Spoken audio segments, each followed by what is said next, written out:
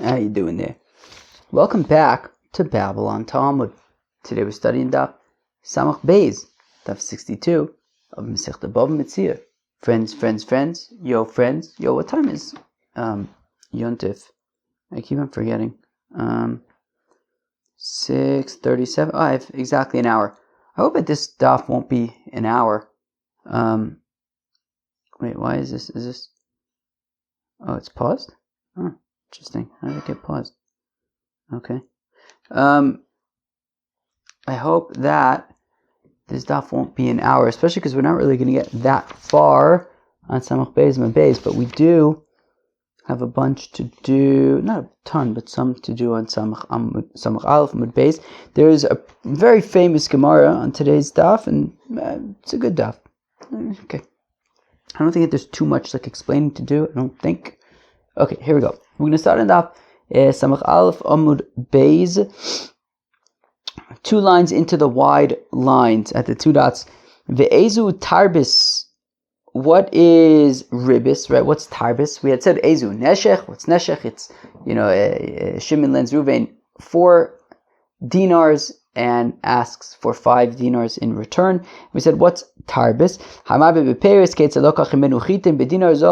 That was that sort of a very detailed scenario where Ruvain gave 25 silver dinars to Shimon for a core of wheat, and then Shimon returned it to him, but it was 30, and then he wanted the wine, and he transferred it, but he didn't have the wine, that whole thing. Fine. So 1 second. We say, what's tarbis? I think this is pshat, what's tarbis, i.e. what's ribis? And we say, this whole scenario with the wheat and the dinars and all that stuff. Does that mean that up until now, when we're talking about when Shimon lends Ruvain 4 dinars and asks for 5 in return, that's not ribis? So what was that not ribis, the initial examples? It says Babo that the first examples in the Mishnah are midoraisa, and from this point on is now midirabonon. That the first examples in the Mishnah are midoraisa, the second examples are midirabonon. Adkan yochin roshu vilbash tzadik, and this is going to be the discussion of our daf for the first significant chunk, which is yochin roshu vilbash tzadik, that a evildoer prepares and a righteous fellow will adorn.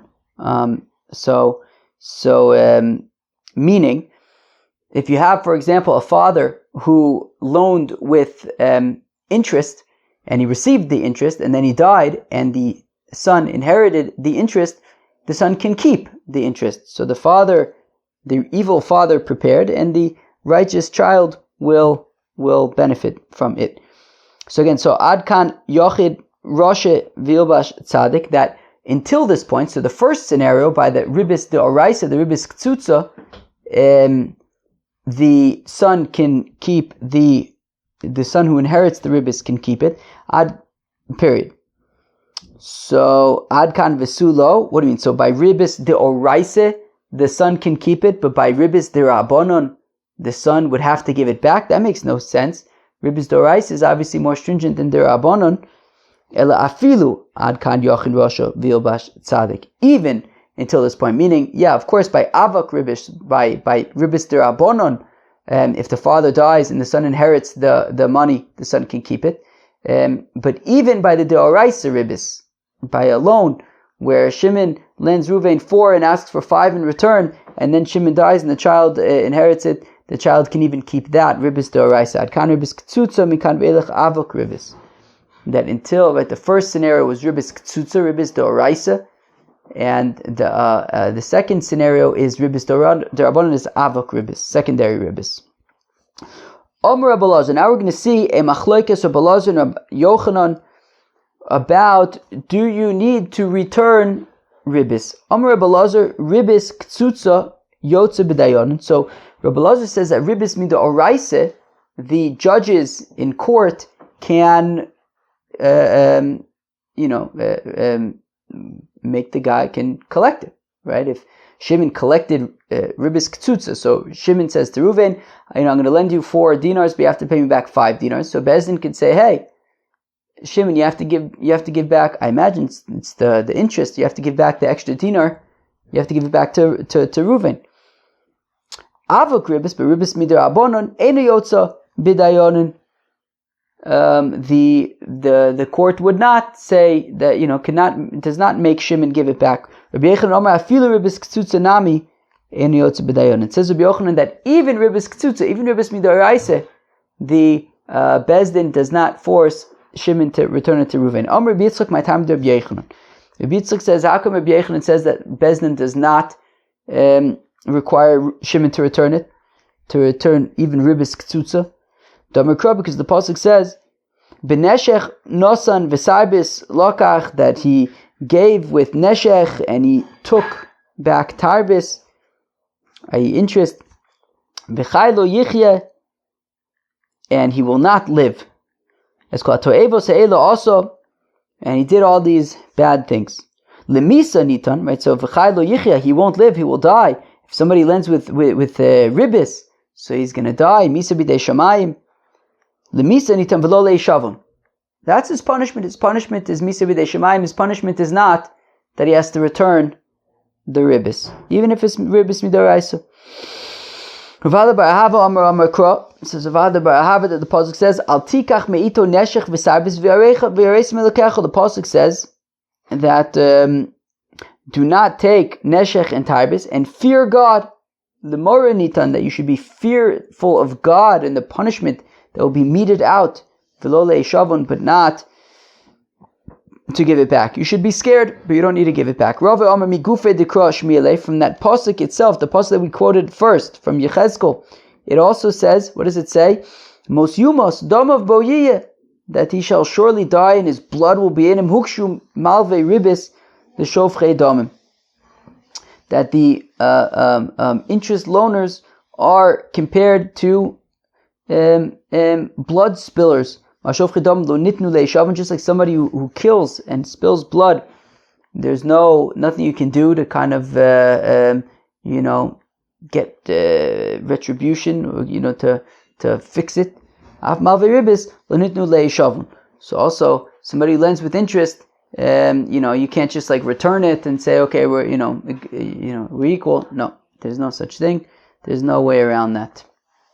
Okay, fine. So we saw different psukim that support Rabbi Yochanan that malve beribis, that even by ribis ktsutza, Bezdin cannot require Shimon to return the ribis to Reuven. Amar Rav Nachman bar Yitzchak, my time to Elazar. Rav Nachman bar Yitzchak says, how come Elazar says that by ribis ktsutza Shimon would be required to return it to Reuven? The Amar Kra, because the pasuk says, "V'cheachicha imach ahaderle," or the pasuk says that your brother shall live with you. Return the ribis. Shimon should return the ribis to Reuven, ki'echi deneche ba'adoch, so that Reuven can live among with you. He doesn't have to be subject to interest. Shimon should return the interest to Reuven so that he could live among you in a chilled out kind of way. This is a famous Gemara. I'd say a very famous Gemara. I think most people have probably heard of it. I think it's the first time we're seeing it. The Rabbi Yochanan learns from that your brother shall live with you. What does that mean? What does Rabbi Yochanan do with it? Because Rabbi Elazar says that it means that Shimon should return the ribis. What does Rabbi Yochanan say? He uses it for the following brayso. If you have 2 people walking on the way, and only one of them has water, if they split the water, both of them will die. Now, if one of them drinks the water, so he will survive and the other one will die. So, if one person drinks all of the water, he will survive and the other one will die. If they split the water, they will both die. Darish ben Pater Mutav sheyishtu shneim v'yamusu v'yireh echad mehem b'misaso shel chaveru. Better that they should split the water and they will both die, rather than one of them take the water and see his friend die while he lives. Ajabara Bakiva v'limed, until Bakiva came and he taught v'cheachicha imach, that your brother shall live with you, chayecha kedmin l'chay chavercha, that your life comes before the life of your friend. And I guess the person who has the money, who has the water, should drink it and survive. That's what he learns out from V'chei Achicha Imach, but not to say that Shimon returns the interest to Reuven. Meis ve'rivakasha an Rib Yechanan. Hiniach loem aviem ma'os shel ribis. If a father bequeaths to his sons when he dies money of interest, afapishe yodim shein shel ribis, even though the heirs know that this money is from interest, einon chayovin lachziron, they have no obligation to return the interest money. Now, look at the Goos Abach. He says, Inu hu de'ein chayovin lachzir, they do not need to return this interest money, this ill-begotten gains, to Reuven. Ha'avien chayiv lahachzir, but their father Shimon would have to return the money to Reuven. So there you see, from the fact that it says that the heirs do not need to return the money, that implies they don't need to, but their father would have to.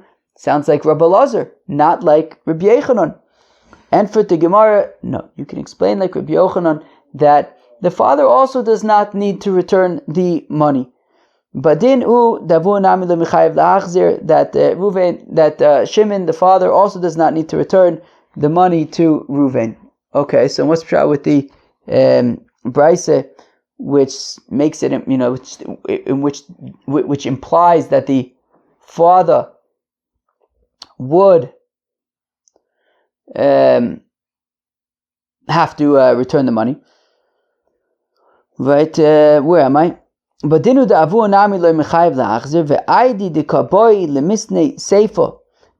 reason why we say that the children don't need to return it, implying that the father would need to return it, is because since the Seifa says, Hiniach loem aviem pare vitalis v'chodavar mesuyim, if their father had stolen a cow or a cloak or anything recognizable, anything specific that the people will see it and be like, oh yeah, that's the cow that Shimon stole from Reuven. So anything recognizable, chayovin le'achzir, they would have to return it mipnei kvod aviem, because of the honor of their father, right? In order that nobody should speak disparagingly and embarrassingly about their deceased father. So in that case, they would return it. So because we're talking about in that case, we're talking about the heirs and that they should return it. So Tininami Reisha, so we also teach in the Reisha that Biditu, from their perspective, that they don't need to return the ribis to Reuven. But the truth is, it's not just them who don't need to return it, but even their father Shimon would also not need to return the ribis to Reuven. V'hanei mipnei kvod avim mi mechayve. We've seen this Gemara before. Where have we seen this Gemara? Bava Kama. So we just said that it's talking about a scenario where the father stole something recognizable, and now the children, the heirs, should return it, out of the honor of their father, that nobody should speak negatively about their father when they see this stolen item. But if their father was a thief, why would they have any obligation to return this item out of the honor of their father, that nobody should speak negatively about their father? Krikan, I should apply the pasuk over here, V'nosi ba'amcha lo sa'or, that a leader in your nation, ba'amcha lo sa'or, do not curse, ba'ose ma'ase amcha, when he's behaving as people within the nation should be behaving. But if if someone is not behaving, then there's no problem with cursing them and speaking negatively about them. So why did these heirs have an obligation to return these recognizable objects out of the honor of their father? There is no honor for their father. Their father was a shtunk. So Bosamai se amcha kido omer Reb Pinchas mishmei de Ravi b'shas tshuva achonayim b'shas tshuva. It's talking about where the father had done tshuva, and because he had done tshuva, so he was ba'amcha. In the end, he was a good guy. He also tshuva, my boy gabe. Well, if he did tshuva, then why does he still have the stolen goods? So Shlois b'klachzer chemes. Well, he didn't have an opportunity to return them before he died. But he did do tshuva. He just dropped dead before he had the opportunity to return these items. So the children are returning it for the father. Okay, fine. So the children are returning these items for the father. And we say that the children do not need to return ribis. And Rabbi Yochanan would say neither would the father. Meisve. We have another kasha. Gazlonin, umalve ribis. Thieves and those who lend with ribis. Afal pisha gavu, even though they collected machzirin, they have to return it. Gazlonin, mayafal pishe gavu ika. Now, what does it mean? What does it mean? Right, I understand those who loan with interest, even though they collected, they need to return it. What does it mean? A thief who collects? What thieves steal? What are they collecting? Igazu, if they stole, then they stole. Ilo gazu, if they didn't steal, gazlonin karislu, would they be called thieves? They didn't steal. So either you're a thief or you're not a thief. You don't like. What's a thief collecting? So ella ema gazlonin umayniu maviribis. We're talking about thieves, but what kind of thieves? Thieves those who lend with interest. Afal pisha gavu machzirin. And we're saying that those who lend with interest, even though they have collected, they must return it. So we see that we have a brisa saying that you do need to return interest. So tanoi.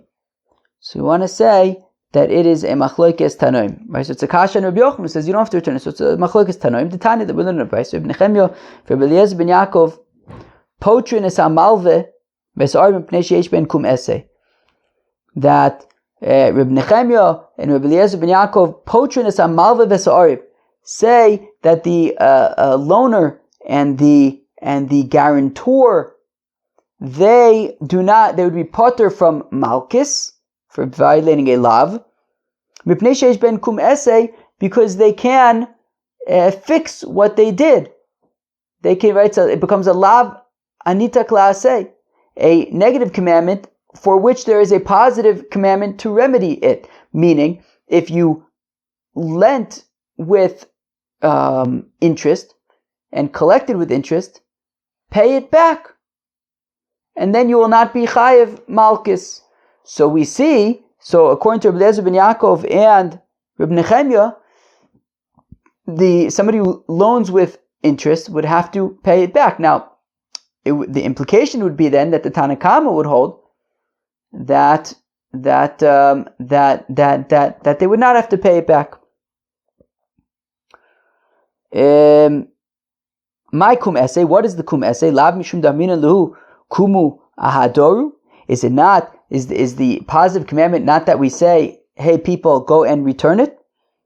Mechlad the Tanna Kama sover, implying the Tanna Kama holds lav b'nei adur, like Rabbi Yochanan, that you do not need to return it. So we want to say it's machlokes tanoim that Reb Nechemia and Reb Eliezer ben Yaakov hold like Reb Elazar that you have to return it, and the Tanna Kama would hold like Reb Yochanan that you would not have to return it.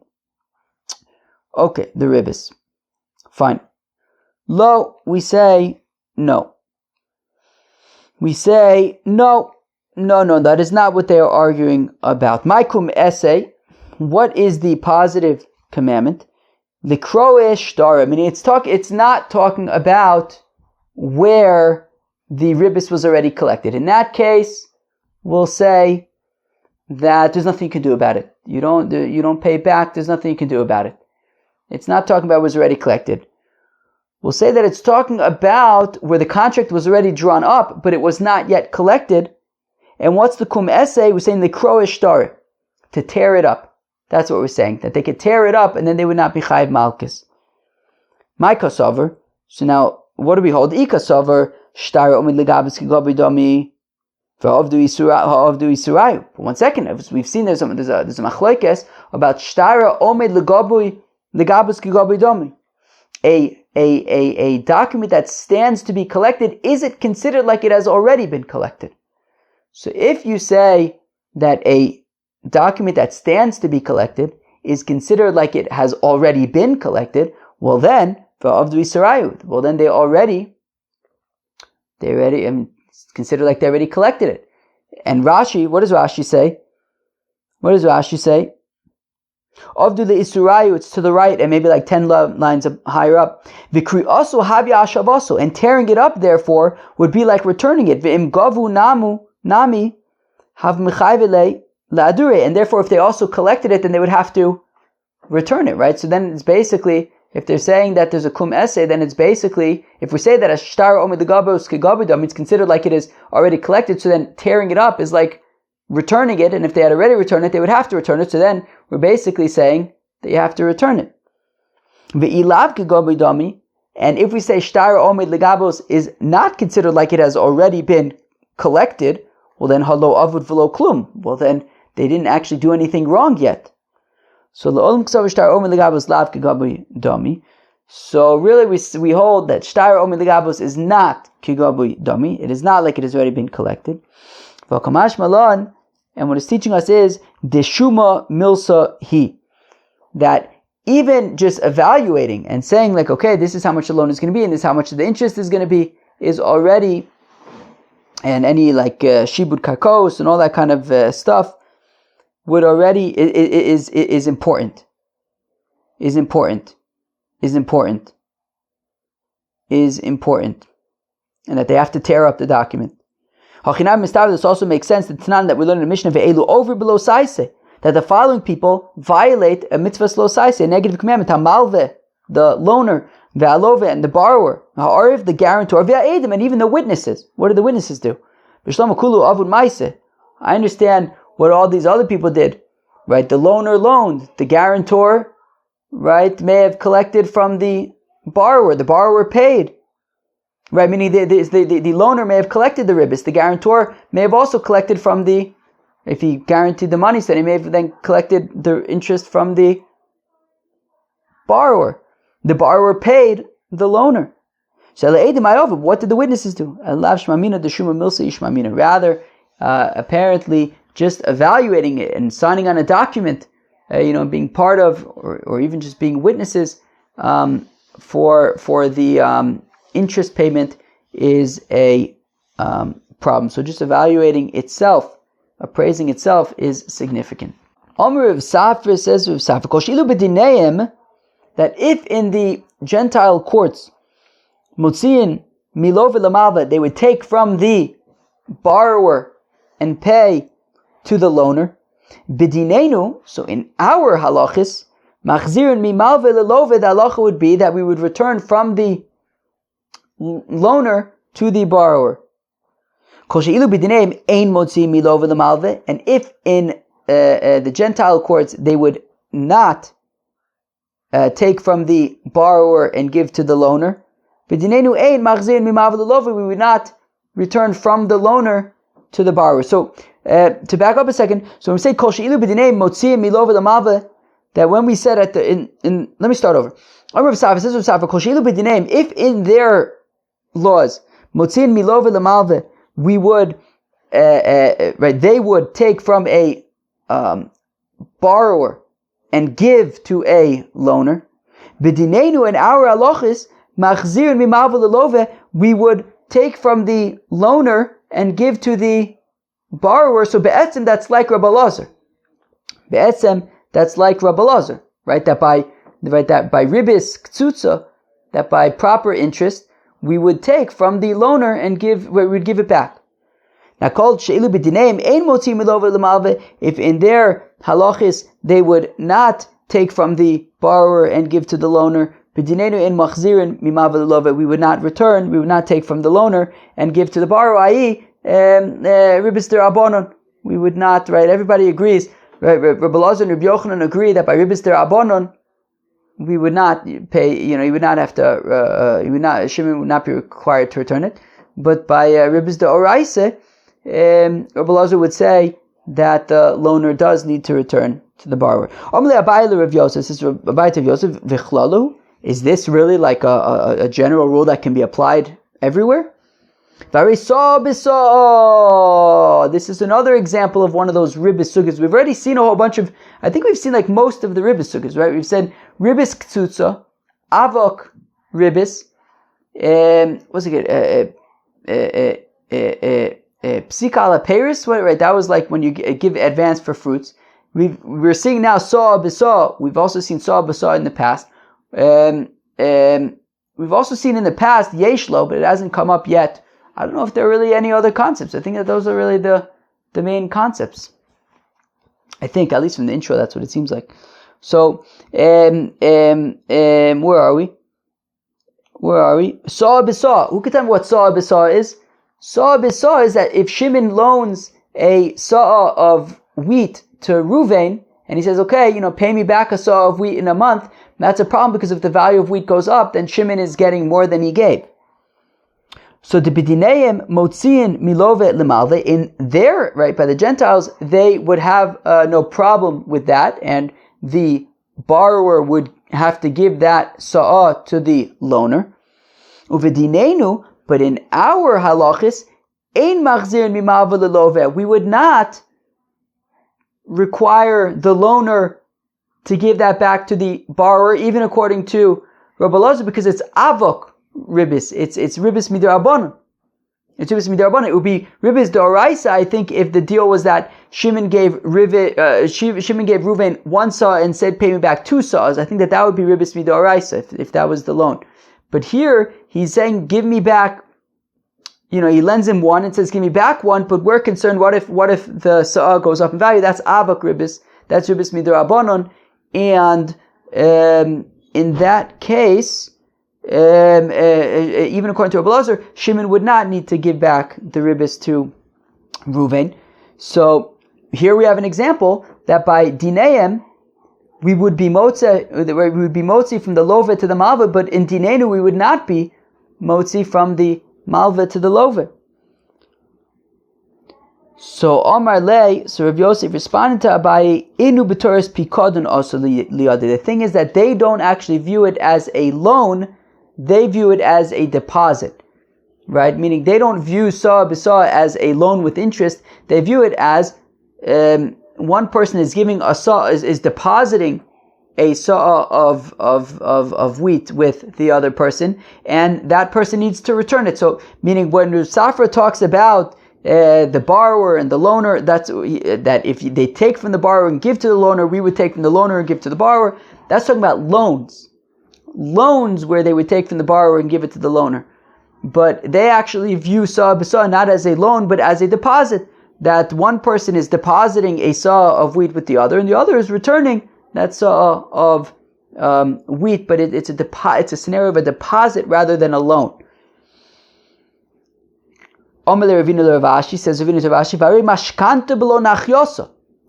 okay, if Shimon lends $1,000 to Reuven needs to pay back Shimon, by their courts, right? So in the Goyish courts, so Simon lends $1,000 to Reuben, and Reuben, of course, needs to pay back Simon.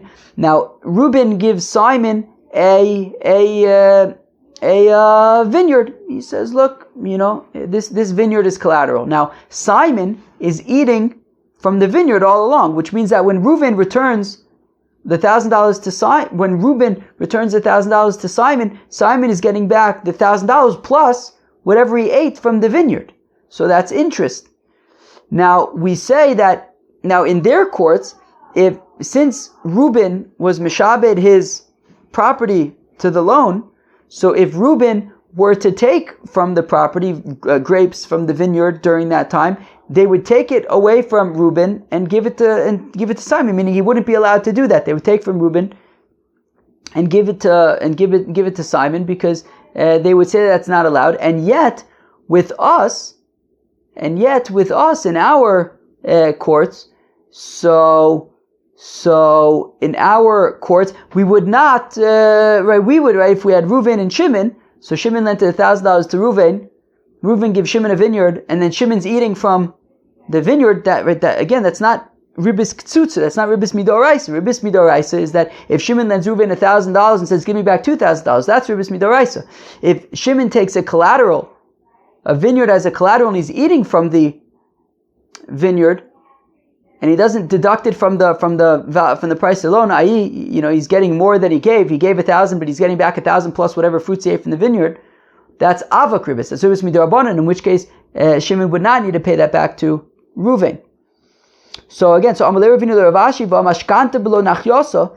If Reuben provides a collateral of a vineyard to Simon, and Simon does not deduct anything from the loan for the fruits that he eats, so that's interest. And in their courts, they would not allow Reuben to eat from that vineyard during the time of the loan, and if he does, they would take it away from him, and yet and they would give it to Simon. And yet, in our halachas, in that scenario, we would not make Shimon pay back Reuven for the fruits that he ate. So what's pshat, right? Because on the one hand, they're taking in their halachas, they take from the borrower and give to the loaner. But in our halachas, we're not taking from the loaner and giving to the borrower. So Amar Lei, Ravashi responds, Inu b'tor zabine os liyadahu. Again, they don't view that as a loan, they view it as a sale. That if Simon gave Reuben $1,000 and Reuben now gives Simon a field as a collateral, a vineyard as a collateral, they actually view that as a sale. That Simon gave Reuben $1,000 and he got a vineyard. And now when Reuben gives the $1,000 back to Simon, so he gets his vineyard back, but in the meantime, it's considered like a sale. So again, it's not a loan, it's considered like a sale, and Rav Safra is talking about loans. Okay? He's talking about ribis. Okay, where am I? So Ella kol she'ilu, meaning, and because it's considered a sale, that's why he's allowed to eat it. It's considered his, he's allowed to eat it during that time. Ella kol she'ilu b'dinein de ka'amar Rav Safra mayos l'shminu. So when Rav Safra makes his statement with if they would take it from the borrower and give to the loaner, so then we take from the loaner and give it to the borrower. If they wouldn't take from the borrower and give it to the loaner, then we don't take from the loaner and give it to the borrower. So what's he come to say? This is what he's saying. In their courts, if they would take from the borrower and give it to the loaner, in our courts we would take from the loaner and give to the borrower. Biribis ktsutza, that's by ribis midoraisa, uchad Rabbi Elazar, and like Rabbi Elazar. The Rabbi Elazar says that by ribis ktsutza, by ribis doraisa, we would take from the loaner and give to the borrower. Koshilu b'dineim ein motziin, b'dineinu ein machzirin. If in their laws they would not take from the borrower and give to the loaner, so in our court laws we do not take from the loaner and give to the borrower. Ribis mukdemes v'ribis mucheres. That's talking about a early ribis and late ribis, meaning if Reuven really wants to borrow $1,000 from Shimon, so therefore he says, you know what, Shimon, I'm going to give you this gift, so that to make Shimon kind of more enticed to lend him the money, or maybe after Reuven paid back Shimon, he then gave him a gift, as like a thank you, which I guess is also some kind of ribis, because Shimon's getting back not just the money, but the money plus whatever gift that was. So in their courts, they would not enforce those. If the borrower never ended up giving this gift, they would not enforce that. And we also would not require the loaner to return it to the borrower. All right, friends. We're going to stop here. Because after this, I don't think that there's a good stopping point for a while. So I think tomorrow is just going to be a really big daf. All right. I think we're just going to go straight. So we're going to stop here. Wow. Oh yeah. So we learned about today the machlokes between Rabbi Elazar and Rabbi Yechanan about do you have to return ribis? Rabbi Elazar says that by ribis doraisa, yes, the loaner would have to return it to the borrower. By ribis derabanan, he would not. Rabbi Yochanan says that both by Ribbis D'Oraisa and by Ribbis D'Rabbanan, the loaner does not need to return it to the borrower. We also learned a very, very famous Gemara about with the two people traveling and there's only enough water for one of them. That was pretty famous. And all right, peace out.